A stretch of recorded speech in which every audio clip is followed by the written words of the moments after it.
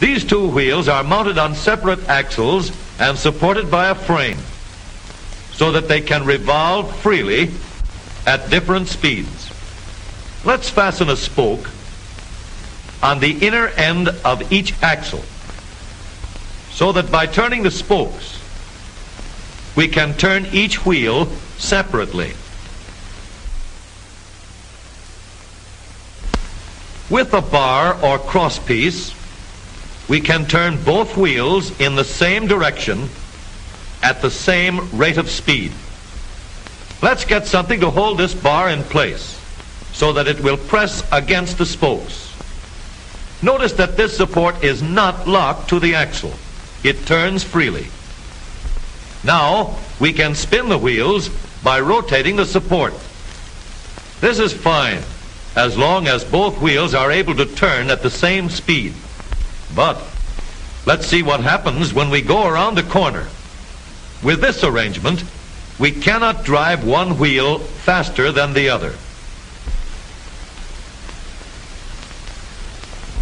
And if we stop one wheel, the other wheel won't budge. Let's put this bar on a pivot so that it can swing in either direction.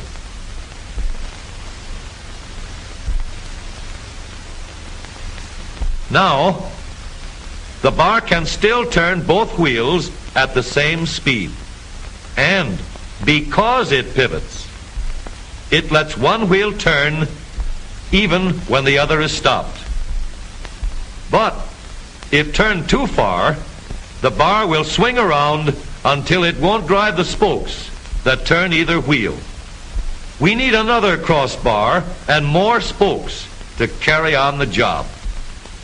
When we stop one wheel, the crossbars will continue to push the spokes of the free wheel around. As long as both wheels are free to turn, the bars do not swing on their pivot, and the wheels move at the same speed. Now we have the working principles of a differential.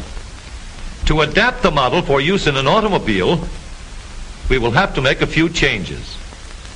In order to reduce the jerky action caused by wide spaces between the spokes, we will put in more spokes.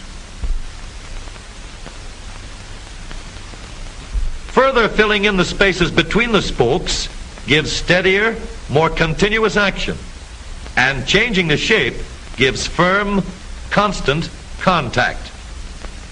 Now we can make the gears thicker and stronger, and we have differential gears. The edges are cut so that they will fit together more smoothly and silently, and another gear is added to share the work of driving the axles. The principle is the same.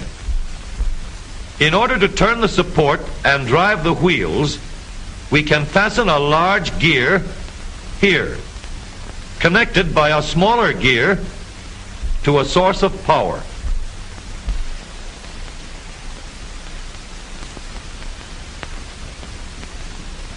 Notice that the power is connected to the differential at the center line. We can make our model more compact by moving the gears closer together. When we